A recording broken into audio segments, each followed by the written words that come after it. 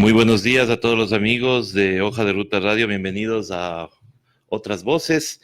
Iniciamos este día martes con la grata presencia del señor defensor del pueblo, doctor Freddy Carrión, con quien vamos a conversar sobre algunos temas que han estado ocurriendo en estas semanas. Hay un linchamiento mediático hacia la Defensoría del Pueblo, hacia la acción que realiza, en este caso, el doctor Carrión, y también algunas amenazas que ha recibido de parte de ciertas personas que, claro, se esconden tras las redes sociales y pues tratan de amedrentar de alguna manera. Muy buenos días, doctor, bienvenido a Hoja de Ruta, este medio alternativo que lo único que trata es de comunicar, de ser un medio para que la gente conozca de primera mano lo que está pasando en el país.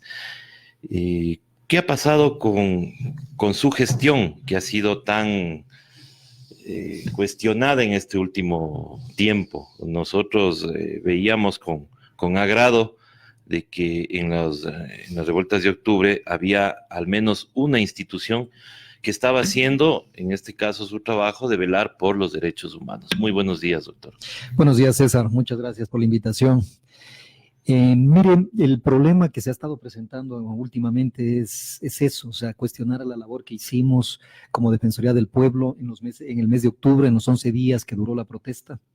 Fuimos la única institución que presentó informes de monitoreo, de reporte de la situación de derechos humanos que se encontraba viviendo el país, y adicionalmente fuimos aquellos que siempre le exigió al Estado y al gobierno nacional prudencia, diálogo, apertura, sentarse a una mesa de negociación, a una reunión en donde podamos o puedan todas las partes en conflicto poder hablar directamente de forma transparente y llegar a soluciones. Al final creo que todos anhelamos encontrar soluciones a problemas difíciles por los que se encuentra atravesando el país.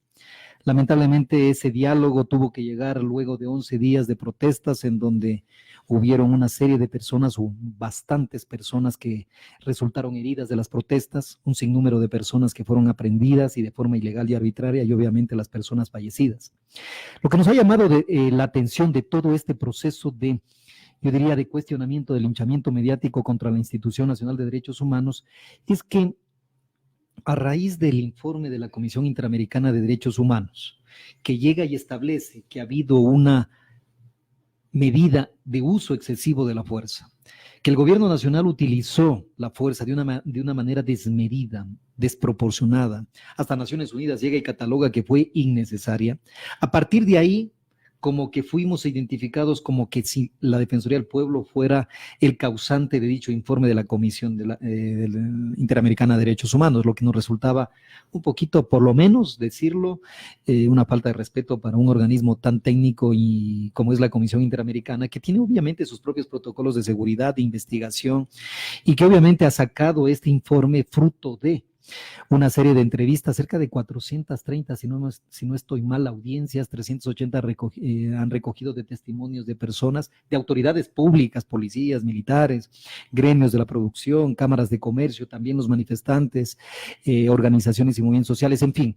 Hicieron un trabajo importante y sobre la base de eso sacaron un pronunciamiento, un informe que daba cuenta de la situación de vulneración de los derechos humanos que vivió el pueblo ecuatoriano en el mes de octubre. A partir de ahí, como digo, se ha iniciado un linchamiento mediático y estamos discutiendo algo que no debería discutirse. La Defensoría del Pueblo emitió sus informes el 13 de octubre.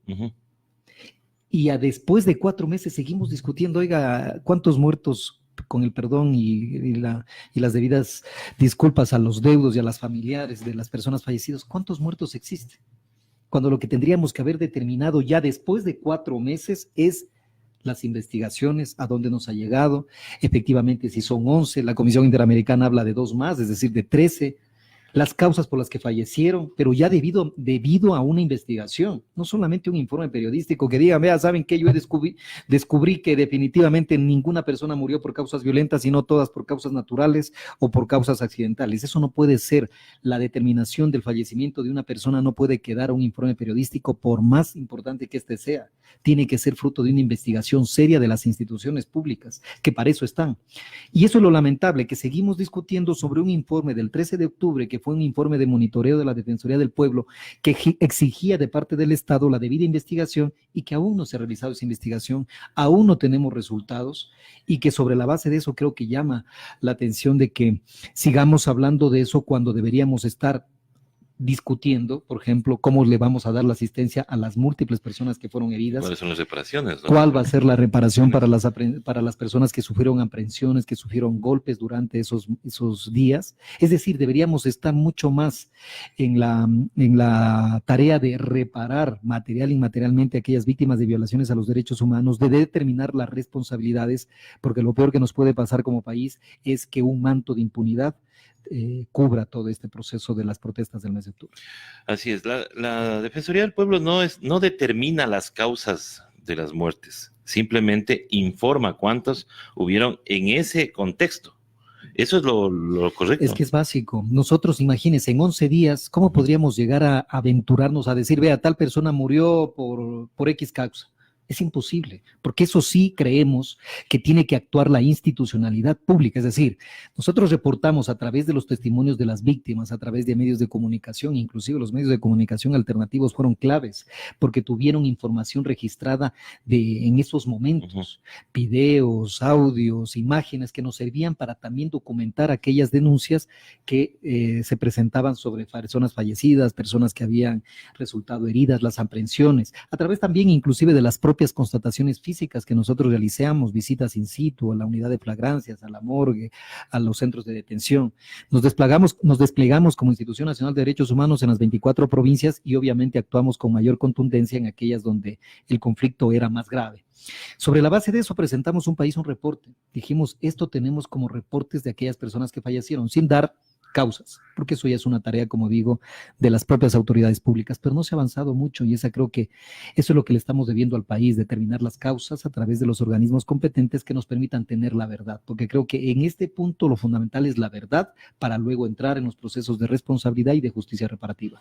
El cuestionamiento empieza cuando un reportaje de UDLA Channel, del canal de esta universidad, de los muchachos que están estudiando periodismo, ellos dicen que no existe una persona que ha sido citada en el informe. ¿Por qué supuestamente esa persona no existe en el informe de la Defensoría del Pueblo? Y dicen que simplemente no hay ese muerto. Claro, yo creo que, por ejemplo, el informe de UDLA Channel es un informe que no contrastó la información. Por ejemplo, incluso ellos manifiestan dentro de su informe que han contrastado la información al preguntarle al defensor del pueblo y esto manifestó. Eso es una manipulación, porque esa entrevista que yo di a UDLA Channel la di en el mes de octubre y ahí se la presenta como si hubiera sido en el mes de enero. Como si yo hubiera dado una declaración sobre la base del informe investigativo de ellos y yo me hubiera reafirmado, confirmado en aquello. Yo creo que ahí hay una manipulación. Me preocupa mucho que no se haya contrastado la información, me preocupa mucho que se haya utilizado una fuente que para la Defensoría del Pueblo fue negada porque había doble testimonio sobre hechos completamente distintos, es decir, había una persona como este señor Marco Vinicio Bolaños que intentaba confundir, que intentaba generar ¿Pero quién es este señor Bolaños? Información. La verdad no tenemos mayores fuentes más allá de lo que hemos manifestado, que es un señor que vino a la Defensoría del Pueblo y dijo que él era familiar de Edwin Bolaños y que Edwin Bolaños murió y que víctima de la muerte de su hermano también su madre murió. Imagínense el cuadro que nos pintó. Claro, eso generó mucha preocupación, decidimos un poco investigar y descubrimos de que obviamente el señor no se prestaba, su testimonio no era creíble, era un testimonio falso. Y se confirmó cuando va donde UDLA Channel, y UDLA Channel dice no que él es hermano de Edwin Bolaños, sino que él es pariente del señor Chaluiza.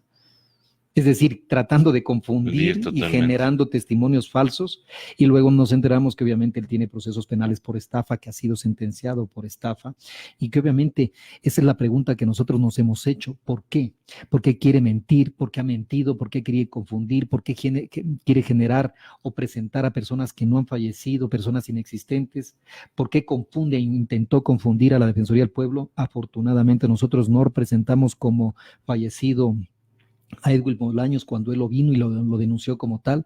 En cambio, el BAI se presenta con los de Usla Chane como familiar de Chaluisa y Usla Chávez lo presenta como una fuente creíble, es decir, cayeron en un error, no contrastaron la información. Esto es un tema muy serio, César. Yo creo que siempre llamo a la reflexión. Aquí no se trata de tener un protagonismo, aquí no se trata de decir, vean, he descubierto los errores del informe de la Defensoría del Pueblo, en lo absoluto. Nosotros lo que hemos presentado es un informe para que esto se investigue. A tal punto, César, a tal punto es nuestro informe como un insumo, como algo que debe ser investigado, corroborado y contrastado, a tal punto que la propia Defensoría del Pueblo crea la Comisión de la Verdad, Justicia y Reparación. ¿Con qué finalidad? De que todos los insumos que nosotros preparamos, los informes que nosotros presentamos al país, la Comisión de la Verdad los reciba, los analice, contraste la información, reciba testimonios, solicite audiencias, solicite información a todas las autoridades públicas y sobre la base de eso presente un informe consolidado, fruto de una investigación con su debido rigor científico, es decir, presente al país un informe ya debidamente investigado, no solamente un informe o un trabajo periodístico como se lo pretende presentar sin la debida contrastación. Yo creo que en eso tenemos que ser sumamente serios y responsables. Doctor, pero esa comisión también tuvo algunos cuestionamientos, por ejemplo, que esté conformada por la señora Rosalía Arteaga, que ya se pronunció antes sobre el tema del paro, y también del señor Solines. ¿Qué ha hecho esta comisión? ¿Ya presentó su informe o todavía no lo ha hecho? No, la comisión se va a pronunciar, o así lo ha manifestado, que va a emitir su informe el 24 de marzo. Es importante tomar siempre en consideración un aspecto que para nosotros fue vital. Esta Comisión de la Verdad tiene que ser lo más pluralista de todos los diversos sectores sociales. Porque de lo contrario, si solamente hubiera sido por personas que de una u otra manera tienen una posición definida sobre temas de derechos humanos, se nos hubiera catalogado o impugnado o acusado de que ya está parcializada y que por lo tanto el informe ya sabemos en qué sentido va a ir. Creo que lo importante era tener diversidad de criterios, pluralismo, de tal manera que las personas que puedan tener un criterio o una posición distinta a lo que sucedió en el mes de octubre, cuando ya se analizan los hechos, cuando ya se investigan los hechos, se van a dar cuenta de la verdad, porque los hechos hablan por sí solos. Yo no es que tengo que darle una interpretación más o menos favorable a las protestas sociales o no favorable o favorable al gobierno en absoluto. Los hechos están ahí y lo que pedimos es que sean los hechos los que hablen a través de los comisionados, que se presenten sobre la base de su investigación las conclusiones que ellos tengan, que ellos crean conveniente. Porque aquí, como digo y siempre insistiré en esto, el país es el que exige verdad de lo sucedido, responsabilidad frente a las vulneraciones a los derechos humanos y lo más importante, reparación, que eso hasta el día de hoy no lo estamos viendo. Claro, y los testimonios están ahí, ¿no? Los testimonios vivos, en este caso, que son las personas que quedaron heridas o con alguna consecuencia. En este espacio han estado, por ejemplo, el señor Julio Flores, quien es la persona que recibió el tiro no sé si de perdigón o de goma, pero que le rompió la cabeza, y la señora Yajaira Urresta. Es más, de este medio nos podemos jactar de decir que fue el primer medio que le trajo a la señora para que dé su testimonio. Y sin embargo, también digo, usted tiene el respaldo del informe de las Naciones Unidas, de la comisionada, la señora Michelle Bachelet, y también de la CIDH. Entonces, no entendemos o no comprendemos, quienes sí conocemos la labor de la Defensoría del Pueblo, cómo es que se cuestiona la labor del defensor del pueblo en los medios de comunicación. Mire, César, yo creo que uno de los problemas que ha generado la Defensoría del Pueblo es justamente porque se alzó con una voz para detener o para denunciar al país y al mundo de que había una vulneración a los derechos humanos, que se actuó con un uso excesivo de la fuerza. Hay episodios que ustedes inclusive los documentaron, los medios alternativos, que permitieron obviamente también que la Defensoría del Pueblo pueda pronunciarse al ver esas imágenes en donde motocicletas pasando por encima de la humanidad de un protestante, o cuando vemos a dos mujeres que son víctimas de un apalamiento de parte de la fuerza pública innecesario. Son dos mujeres, una mujer que está en el suelo no necesita recibir 15 toletazos porque ya está sometida. Ya está, claro. Es decir, hubieron ciertos excesos que los hemos denunciado y que eso también permitió que el gobierno tenga mucho cuidado a la hora de actuar. Sabemos que la protesta fue difícil de controlar, una protesta que también en algunos eventos se tornó violenta, es cierto, que hubieron hechos delictivos como los saqueos a empresas privadas o la destrucción a propiedad pública, que eso deben responderse, porque el derecho a la protesta social es un derecho pacífico que se lo debe ejercer en paz sin ninguna violencia.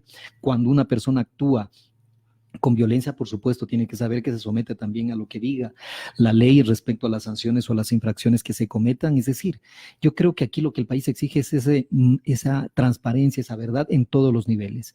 Y obviamente cuando se nos ha atacado en este punto es partiendo de los informes, que cada uno de los informes, primero empezó Naciones Unidas, luego la CIDH, luego tendrá que venir la Comisión de la Verdad. Todos ellos informes terminan, o al menos dos de ellos ya sabemos que son concluyentes respecto del uso excesivo de la fuerza. O sea, eso es algo que ya no se discute.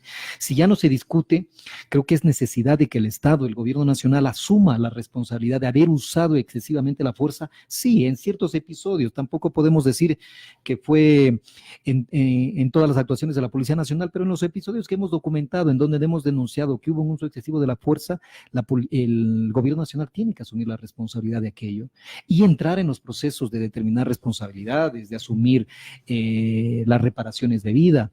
Yo le escuché al presidente de la República que al principio negaba cualquier uso excesivo de la fuerza. Así.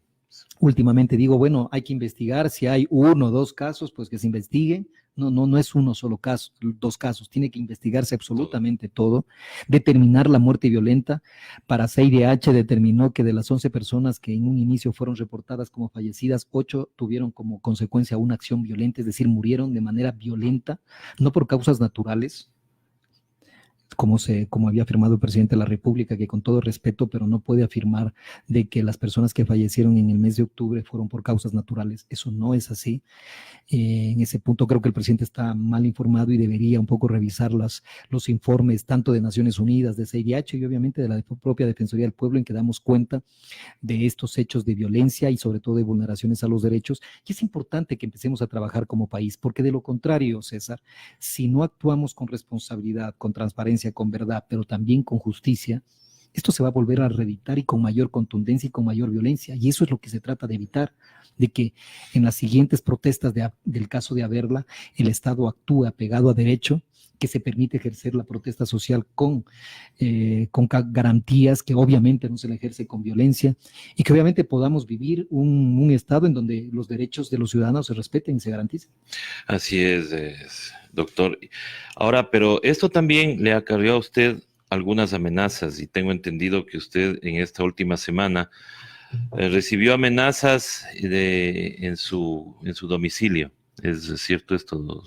Sí, lamentablemente yo vengo recibiendo, que será de hace prácticamente un mes, una serie de, más que amenazas, cuestionamientos, linchamiento mediático, creándome información falsa en las redes de que el Defensor del Pueblo ha manifestado aquello. Sí, los famosos memes. Los famosos memes, las fake news, noticias falsas, que sobre las bases de esas noticias falsas han empezado algunos, inclusive medios de comunicación, a pronunciarse en contra de la Defensoría del Pueblo, partiendo de información falsa. Nosotros, a través de nuestro de nuestro departamento de comunicación, tratando de desvirtuar, decir esto es falso, no hagan caso de aquella información que es publicada oficialmente por la Defensoría del Pueblo, pero obviamente que hay todo un ejército que está atacándonos en redes, en medios de comunicación, tratando de desprestigiar la actuación de la Defensoría del Pueblo. Y luego ya han pasado algo que me preocupa como ciudadano, el hecho de las amenazas directas contra mi integridad, amenazas de muerte, y la semana pasada ya amenazas contra mi familia al decir que hay una amenaza de bomba. Eso generó todo un estrés colectivo, porque yo vivo en un conjunto habitacional donde hay cerca de 70 casas, todas tuvieron que salir, desalojar, el hecho de la presencia policial, ir a revisar si existe o no existe la bomba. Realmente eso genera una preocupación.